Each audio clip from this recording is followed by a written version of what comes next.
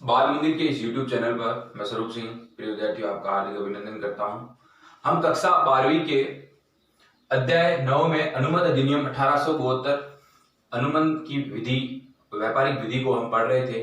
अनुबंध के लक्षणों को हम पढ़ने के बाद जो अनुबंध अधिनियम 1872 की कुछ शब्दावली हमें जानना जरूरी होता है और ये शब्दावली प्रमुख रूप से जब अनुबंध के प्रावधानों को हम पढ़ेंगे वहां बहुत ही शब्दावली काम आएगी। और ये शब्दावली अनुबंध के प्रावधानों में नहीं, ये आगे के कई प्रतिस्पर्धा परीक्षाओं के अंदर भी अनुबंध की जो शब्दावली ये काम आएगी और आपके व्यवहारिक जीवन के अंदर भी जब आप कोई भी ऐसा अनुबंध करते हैं तो भी शब्दावली काम आएगी। हमारे अध्याय 9 के अंदर कम से कम 40 से लेकर 42 तक कुछ इसकी शब्दावलियां है जिसको मैं 3 पार्टों में बांटकर आपको समझाने का प्रयास करूंगा। आज हमारी शब्दावली प्रमुख रूप से 8-9 शब्दावली रहेगी, उससे हम रूबरू होंगे कि इस शब्दावलियों का क्या मतलब है। उन शब्द को समझकर उन्हें याद रखने का तरीका भी साथ में बताऊंगा कि कैसे दिमाग के अंदर से सेट किया जाए ताकि हमें याद भी रहे और हम लिखते वक्त गलती ना करें। मैं आपसे विद्यार्थियों जहां तक समझता हूं कि मैं आपको बता दूं कि ये अनुबंध की शब्दावलियों में 2-3 तो प्रश्न परीक्षा के अंदर आते ही आते हैं। ये बहुत बड़ा चैप्टर है और बहुत अंक भार इसका भी अच्छा है। जो मैंने आपको प्रथम दृष्टया जो भी पहला लिया था इसकी विवरणी का, उसके अंदर मैंने आपको समझाया था कि अनुबंध का कितना अंक भार रहेगा। उसमें ये पर्सन 101% आएगा। आपको बिल्कुल याद करना है, दिमाग के अंदर सेट करना है कि कौन सी शब्दावली क्या है। शब्दावली टर्मोलॉजी होती है, यानी कि एक ऐसा जाल होता है जिसे हम परिपूर्ण रूप से उसे समझ सके और उस शब्दावली को हम जान सके। किसी चीज को समझने से पहले हम उसकी शब्दावली को अगर समझ पाते हैं तो हम काफी चीजें इसमें समझ सकते हैं। हमने अनुबंध को पढ़ा, अनुबंध की कुछ बातों को पढ़ा, अनुबंध के अंदर ठहरावों को पढ़ा, विभिन्न प्रकार के ऐसे मुद्दों को पढ़ा, विधि को पढ़ा, किस प्रकार अनुबंध के लक्षण हुए। अब हम शब्दावली को समझेंगे। अगर आपको पीछे कुछ समझ में नहीं आया है तो भी दिमाग के अंदर वो सेट हो जाएगा। गौर करें विद्यार्थियों, जो शब्दावली के अंदर पहला बिंदु है हमारा ठहराव। विद्यार्थियों ठहराव से मैंने आपको रूबरू करवाया था कि ठहराव क्या है। एक पक्षकार के द्वारा दूसरे पक्षकार के सामने प्रस्ताव रखा जाता है, दूसरा पक्षकार उस प्रस्ताव को स्वीकृति प्रदान करवा देता है, ये एक ठहराव होता है। विद्यार्थी गौर करें, एक पक्षकार दूसरे पक्षकार के सामने प्रस्ताव रखता है और दूसरा पक्षकार उससे स्वीकृत कर देता है। यानी कि वचन की उपलब्धि होती है। जो पहले के जमाने में जो वचन दिए जाते थे कि मैं इस वचन पर कायम रहूंगा, वचन ही मेरा शासन है, शासन जो वचनों पर चलते थे, उसी प्रकार जो ये ठहराव में एक वचन होता है। वचन ये होता है कि एक व्यक्ति किसी के सामने प्रस्ताव रखता है और दूसरा व्यक्ति उस प्रस्ताव को स्वीकृत करता है। गौर करें विद्यार्थियों, ये एक वह वचन है जो किसी प्रस्ताव की स्वीकृति से उत्पन्न होता है। जैसे कि किसी के सामने प्रस्ताव रखना और जो प्रस्ताव रखकर वो सामने वाला किसी चीज की स्वीकृति दे देता है, जिस चीज की हमने स्वीकृति रखी है, तो ये उत्पन्न हो जाता है, तो ये वचन उत्पन्न हो जाता है, तो ये ठहराव उत्पन्न हो जाता है। गौर करें विद्यार्थियों, ठहराव या वचन, इसे ठहराव या वचन भी कह सकते हैं। इसको अगर हम सूत्र के रूप में देखें तो इसके अंदर क्या है, ये प्रस्ताव और स्वीकृति से बनकर ही उत्पन्न होता है। एक व्यक्ति के सामने प्रस्ताव रखा जाता है, दूसरा व्यक्ति उस प्रस्ताव को स्वीकार करता है। ये है ठहराव। जो दिमाग के अंदर सेट कर ले एकदम, प्रस्ताव प्लस स्वीकृति यानी कि वचन यानी कि ठहराव उत्पन्न होता है। गौर करें, मैं पुनः एक बार आपको समझाऊंगा, 2 बार समझाऊंगा, नहीं समझ में आएगा तो। वो वचन जो किसी प्रस्ताव की स्वीकृति, किसी प्रस्ताव जो मैंने जैसे किसी के सामने प्रस्ताव रखा कि आपका मकान मुझे किराए पे चाहिए और सामने वाले ने मुझे स्वीकृति प्रदान नहीं की, तो ना वो ठहराव है ना वो एक वचन है। प्रस्ताव रखने के उपरांत जब क्या मिल जाती है, स्वीकृति मिल जाती है, तो ठहराव उत्पन्न होता है। गौर करें। अगला बिंदु है वेद अनुबंध। कैसा अनुबंध है, नाम से क्या है, वेद अनुबंध। इन शब्दों को समझे, ये वेद अनुबंध है। इसके बाद व्यर्थ अनुबंध भी आएगा। वेद अनुबंध का मतलब सीधी सी बात है, जो वेद अनुबंध है लीगली अनुबंध कॉन्ट्रैक्ट कैसे होगा, कोई भी हम जो ठहराव करेंगे, कोई भी जो हम प्रस्ताव रखेंगे, स्वीकृति रखेंगे, वो राज नियम के द्वारा प्रवर्तनीय हो, यानी कि जो नियम बने हुए हैं विधि के अनुसार, राज्य सरकार के अनुसार, केंद्र सरकार के अनुसार, उनमें प्रवर्तनीय यानी उनमें वो लागू हो, उनकी शर्तों के अनुसार वो होना चाहिए, यानी वो इलीगल गलत अवैध नहीं होना चाहिए, वो वेद अनुबंध कहलाता है। गौर करें विद्यार्थियों, राज नियम के द्वारा प्रवर्तनीय ठहराव कैसा होना चाहिए, राज नियम के द्वारा प्रवर्तनीय। वेद अनुबंध, वेद शब्द जहां है वो राज नियम के द्वारा प्रवर्तनीय ठहराव, दिमाग के अंदर सेट कर ले, राज नियम के द्वारा प्रवर्तनीय ठहराव। दूसरा प्लस ये पक्षकारों के मध्य वैधानिक दायित्व उत्पन्न करता हो। कैसे दायित्व उत्पन्न करे, वैधानिक। अब यूं नहीं है हमने दोनों ने, किसी ने ठहराव किया, दो पक्षकारों ने एक दूसरे से आपस में ठहराव किया, बस अब ठहराव तो कर दिया, अब सामने वाले के अपन किसी को उत्पीड़न के द्वारा, किसी अनुचित प्रभाव के द्वारा या किसी मिथ्या वर्णन के द्वारा उसे कहे कि तू ये मेरे लिए कार्य कर, मैं किसी व्यक्ति से अनुमान कर रहा हूं कि तू मेरे लिए चोरी करके लेके आ, अब वो वैधानिक अनुबंध नहीं है, अब उसमें वैधानिक दायित्व उत्पन्न नहीं हो रहे हैं कि वो अब उस पर उत्पीड़न डालकर, उस पर दबाव डालकर चोरी करवा रहे हैं, तो वो इलीगली है, वैधानिक दायित्व उत्पन्न नहीं होते हैं। तो वैध अनुबंध वो होता है राजनियम के द्वारा प्रवर्तनीय हो, राजनियम के द्वारा जो ठहराव प्रवर्तनीय हो, और ये पक्षकारों के मध्य वैधानिक दायित्व यानी हमारी लायबिलिटीज होती है, ये पक्षकारों के बीच में लायबिलिटीज होती है कि एक पक्षकार इतना कार्य करेगा, दायित्व उत्पन्न करता हो, वही वैध अनुबंध कहलाता है। गौर करें विद्यार्थी, अगर पुनः राजनियम के द्वारा परिवर्तनीय ठहराव होना चाहिए, कैसे? राजनियम के द्वारा। ये परिवर्तनीय प्रवर्तनीय से तात्पर्य है कि उस नियमों के अनुसार हो, राजनियम के अनुसार जो राज्य सरकार ने या फिर केंद्र सरकार ने जो परिनियम बनाए उनके अनुसार, उनके अनुरूप चले। गौर करें विद्यार्थियों, ये छोटी छोटी बातें याद रखने के लिए, ये पक्षकारों के मध्य वैधानिक दायित्व उत्पन्न करें। कैसे दायित्व? वैधानिक, यानी कि उन कानून की दृष्टि से रहकर ही दायित्व उत्पन्न करे, और ताकि वो दायित्व जो भी कार्य करे वो विधान के अंदर रहकर कार्य करे। अब देखो क्या है, व्यर्थ ठहराव और व्यर्थनीय ठहराव, ये आपस में एक दूसरे से अलग है। व्यर्थ ठहराव क्या होते हैं? देखो, वेद अनुबंध सीधी बात है, वेद है, और व्यर्थ है कि बिल्कुल पहले से ही खराब है। और व्यर्थ ठहराव कैसे होते हैं? जो राजनीति के द्वारा परिवर्तनीय नहीं हो। गौर करें विद्यार्थी छोटी छोटी बातों को। व्यर्थ ठहराव ऐसा जो राजनियम के द्वारा परिवर्तनीय नहीं हो, और व्यर्थ ठहराव का कोई कानूनी प्रभाव भी नहीं होता है, और वैधानिक दायित्व भी उत्पन्न नहीं होते। व्यर्थ ठहराव नाम से क्या है? व्यर्थ है। तो ठहराव कैसा होगा? जो राजनियम के द्वारा परिवर्तनीय नहीं हो और कानून की दृष्टि से उस पर कोई प्रभाव नहीं पड़े, यानी बिल्कुल कानून के अंदर निहित नहीं हो, वो व्यर्थ ठहराव होता है। अब बात आती है व्यर्थ ठहराव से हटकर व्यर्थनीय ठहराव। व्यर्थ ठहराव और व्यर्थनीय ठहराव में क्या अंतर है? बहुत ही इंपॉर्टेंट प्रश्न आ सकता है। यहाँ व्यर्थ है और ये क्या है? व्यर्थनीय। विद्यार्थियों, व्यर्थनीय ठहराव और व्यर्थ ठहराव से कि ये तो राजनियम के द्वारा परिवर्तनीय होता ही नहीं, यानी पहले से ही स्पष्ट रूप से ये एकदम व्यर्थ ठहराव घोषित किया हुआ है। अब व्यर्थनीय ठहराव क्या है कि एक पक्षकार ने, गौर करिए विद्यार्थियों, व्यर्थनीय ठहराव जो पहले तो ठहराव हो जाता है, अब क्या वो ठहराव जो हुआ है वो किसी उत्पीड़न के द्वारा हुआ है, किसी अनुचित प्रभाव के द्वारा हुआ है। अब जैसे कि मैंने अपने किसी मित्र पर या फिर अपने छोटे भाई पर दबाव डालकर उससे मैंने मकान को हड़प लिया। अब उस मकान की कीमत 10 लाख थी और मैंने हड़प कर उससे 1 लाख रुपए में मकान को खरीद लिया। ठहराव तो हमारे बीच में हुआ, मुझे प्रतिफल के रूप में 1 लाख रुपए भी मिले, ठहराव हो रहा है।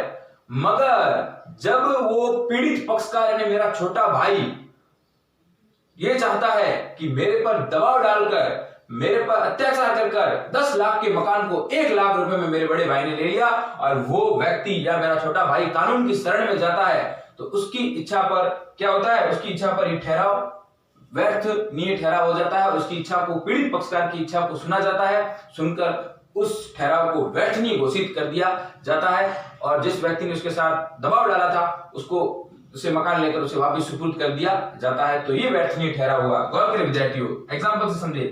वह है व्यर्थनीय ठहराव, वो है जो किसी एक पक्षकार यानी कि अर्थात पीड़ित पक्षकार की इच्छा पर तो व्यर्थ होता है, किंतु दूसरे पक्षकार की इच्छा पर नहीं। पीड़ित पक्षकार, जैसे मेरा छोटा भाई था, वो पीड़ित था, वो दबाव से उसने 10 लाख का मकान 1 लाख में लिया, और वो कानून में गया और कानून में जाकर उसने बोला कि ये मेरे साथ जो ठहराव किया गया है वो बिल्कुल गलत है, मैंने दबाव के कारण अपने मकान 10 लाख का मकान 1 लाख में मेरे बड़े भाई को दे दिया। कानून ने इस चीज को सुना, दबाव के कारण को जाना, और बिल्कुल निहित होगा दबाव का कारण, तो उस ठहराव को व्यर्थ कर दिया। तो किसके इच्छा पर व्यर्थ हुआ? उस पीड़ित पक्षकार की इच्छा पर व्यर्थ हुआ, ना कि अगर वहां जाकर अपना पक्ष रखता तो मेरी इच्छा पर नहीं होता, क्योंकि मैंने उस पर दबाव डाला है। तो ये व्यर्थनीय ठहराव होता है। ये वो ठहराव है जो किसी एक पक्षकार अर्थात पीड़ित पक्षकार की इच्छा पर तो क्या हो जाते हैं?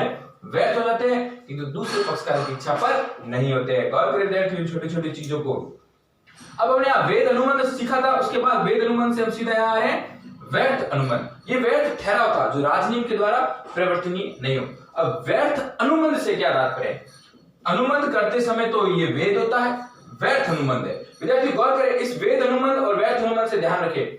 ये जो वेद अनुबंध है ये तो राजनियम के द्वारा परिवर्तनीय ठहराव होता है, या ये पक्षकारों के मध्य वैधानिक दायित्व उत्पन्न करता है। अब ये व्यर्थ ठहराव और व्यर्थ अनुबंध में क्या फर्क है? व्यर्थ ठहराव तो ऐसा ठहराव होता है जो राजनियम के द्वारा परिवर्तनीय नहीं होता है, मगर व्यर्थ अनुबंध, इस गौर करें इस विद्यार्थियों, इस व्यर्थ ठहराव को और व्यर्थ अनुबंध को। व्यर्थ ठहराव आते ही दिमाग के अंदर एक पुष्टि करें कि व्यर्थ ठहराव राजनियम के द्वारा परिवर्तनीय नहीं होता है और कानून का उस पर कोई प्रभाव नहीं पड़ता है। मगर जो व्यर्थ अनुबंध, अब यहाँ शब्द क्या आ गया? अनुबंध आ गया, ना कि ठहराव आया। अनुबंध आया है, इसका मतलब कोई अनुबंध पहले हुआ है जो सही था, जो वेद था बाद में वो व्यर्थ हो गया। उदाहरण के तौर पर मैं आपको समझाता हूं। एक नगर परिषद ने एक टेंडर जारी किया कि कुछ मार्केट के अंदर 2-3 शॉप लगेगी, ऐसे बूथ लगेंगे, दूध के बूथ लगेंगे, वहां आप डेयरी के हिसाब से बूथ दे सकते हो। ऐसा टेंडर नगर परिषद ने जारी किया। अब आपने उस टेंडर के अंदर फाइल भरी और आपका टेंडर आपके नाम से खुल गया।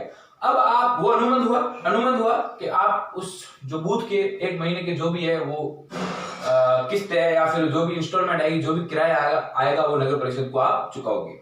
1 महीने का हो सकता है 5,000 रुपए हो, और वो आपका अनुबंध 2 साल तक हुआ। फिर उस बूथ को वापस परिवर्तित किया जाएगा। आपने उस बूथ को लिया, टेंडर भरा, और आपने टेंडर में आपका नाम आया और आप उसके मालिक है। अब आप 2 साल के लिए उसके मालिक है और आप दूध का व्यापार कर रहे हो।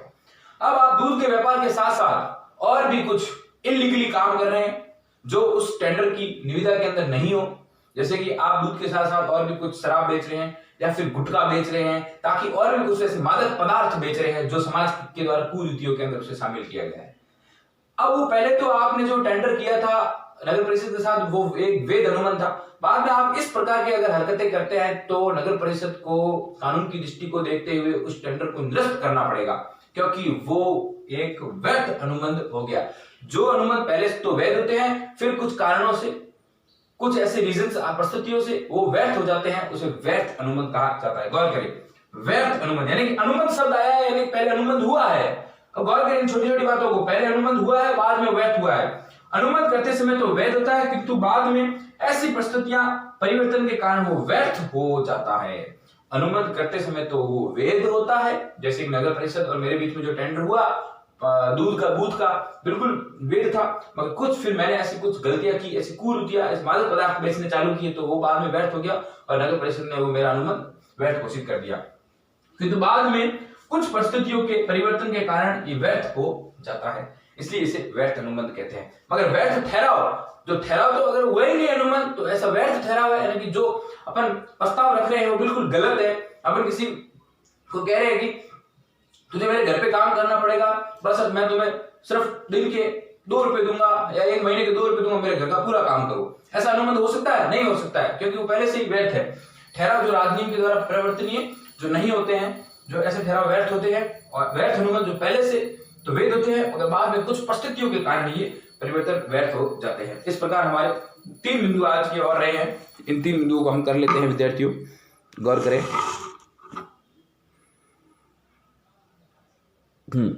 अवैध ठहराव, विद्यार्थी देखो, एक तो पहले हमने पढ़ा था व्यर्थ ठहराव जो राजनीति के द्वारा परिवर्तनीय नहीं होता है, और ये अवैध ठहराव, इन शब्दों को समझे। व्यर्थ ठहराव जो हमने पढ़ा था जो राजनीति के द्वारा परिवर्तनीय नहीं होता है, मगर अवैध ठहराव क्या है?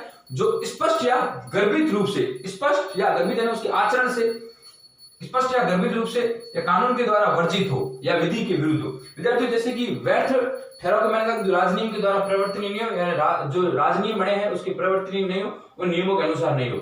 मगर ये अवैध ठहराव होता है, ये बिल्कुल इलीगली होता है। जैसे कि कुछ मादक पदार्थों का धंधा करना, हम सरकार को धोखा देकर ऐसे मादक पदार्थों के धंधे कर रहे हैं या किसी से करवा रहे हैं, ऐसा कोई अनुबंध कर रहे हैं 1-2 व्यक्ति मिलकर, या फिर कोई आप देखते हो कि आदमी सट्टेबाजी करना है, क्रिकेट के मैच चलते हैं और सट्टे लगते हैं, तो एक दूसरे के बीच में अनुबंध हो गया और वो आपस में बाद में लड़ने लगे कि हम कैसा पैसों का वितरण करें। तो फिर वो अगर कानून में जाते हैं तो पहले से ही अवैध ठहराव था, जो कानून की दृष्टि से अवैध था, स्पष्ट रूप से अवैध था, गर्भित रूप से अपने उनके आचरणों से वो अवैध था, जो कानून के द्वारा वो वर्जित था या फिर विधि के द्वारा वो विरुद्ध था। ऐसे ठहराव प्रारंभ से ही व्यर्थ होते हैं। जो अवैध ठहराव होते हैं वो प्रारंभ से ही व्यर्थ होते हैं। व्यर्थ ठहराव राजनीति के द्वारा परिवर्तनीय नहीं होते हैं, मगर अवैध ठहराव प्रारंभ से ही व्यर्थ होते हैं, कानून की दृष्टि से वो बाधित होते हैं, वो विधि के विरुद्ध होते हैं, उसे अवैध ठहराव कहा जाता है। ये पहले से ही व्यर्थ घोषित होते हैं। गौर करिए विद्यार्थियों। अब है स्पष्ट अनुबंध। हमने वैध अनुबंध पढ़ा जो राजनीति के द्वारा परिवर्तनीय होता है, फिर हमने व्यर्थ अनुबंध पढ़ा जो पहले तो वैध होता है फिर बाद में कुछ परिस्थितियों के कारण व्यर्थ हो जाता है। मगर स्पष्ट अनुबंध से क्या मतलब है? स्पष्ट अनुबंध के अंदर, स्पष्ट अनुबंध का मतलब पक्षकार प्रस्ताव प्लस स्वीकृति अनुबंध की शर्तों को लिखित या मौखिक रूप से प्रकट करता है। देखो कैसे एकदम स्पष्ट है कि भाई हमने जो अनुबंध किया है वो तुम्हारा भाई स्पष्ट है। स्पष्ट कैसे है? जो आप प्रस्ताव रख रहे हो, जो आप स्वीकृति सामने वाला दे रहा है, जो भी अनुबंध कर रहे हो वो लिखित में होना चाहिए या फिर मौखिक रूप से होना चाहिए। यूं नहीं है कि ऐसे आचरण से उसको दे दिया मगर नहीं स्पष्ट है तो बिल्कुल एक मौखिक रूप से बात होगी और बिल्कुल लिखित रूप से बात होगी। उनके अंदर तमाम प्रकार की शर्तें रखी जाएगी। उसे स्पष्ट अनुमत कहा जाता है। स्पष्ट से तात्पर्य है कि लिखित हो या मौखिक हो। लिखित मौखिक क्या हो, जो आप प्रस्ताव रख रहे हो और आपको जो स्वीकृति मिल रही हो, जो अनुमत हो रहा हो, वो बिल्कुल स्पष्ट रूप से लिखित होगा या फिर मौखिक रूप से होगा, वो स्पष्ट अनुमत कहलाता है। इस प्रकार गौर करें। अगला बिंदु है गर्भित अनुमत। शब्द क्या है, गर्भित। अब विद्यार्थियों गर्भित अनुमत में क्या है, पक्षकारों के जो भी कार्य होते हैं या पक्षकारों का जो भी आचरण होता है, आचरण से ही प्रकट हो जाता है, ना कि ये लिखित रूप से या फिर मौखिक रूप से प्रकट होता है। एक पक्षकार अगर अपने आचरण से किसी के साथ कोई अनुमत करता है या फिर अपने कार्यों के द्वारा कोई अनुमत करता है तो वो अनुमत गर्भित अनुमत कहलाता है। इसमें लिखितता की और मौखिकता की कोई बाध्यता नहीं होती है। गर्भित अनुमत वे पक्षकार, ऐसे पक्षकारों के बीच में जो अनुमत किया गया हो, जो उनके कार्यों के द्वारा, जो उनके आचरणों से प्रकट होता हो, ना कि लिखित और मौखिक रूप से प्रकट होता हो, वो गर्भित अनुबंध कहलाता है। विद्यार्थी उसके प्रावधानों की बात करूंगा तो तमाम प्रकार के उदाहरण दूंगा। गर्भित अनुबंध के कैसे कैसे उदाहरणों से मैं इनको समझाने का प्रयास करूंगा। इस प्रकार आज हमने इसकी टर्मिनोलॉजी, अनुबंध अधिनियम 1872 की शब्दावली को मुख्य रूप से 8 बिंदु हमने पढ़े। और भी आगे वीडियो, इसकी 2-3 वीडियो और बढ़ेंगे, फिर इसकी पूरा ये 9th चैप्टर पूरा हो जाएगा। फिर 10वां चैप्टर हम एग्जाम्पल्स के इसके अनुबंध के प्रावधानों को करने का प्रयास करेंगे। धन्यवाद विद्यार्थियों।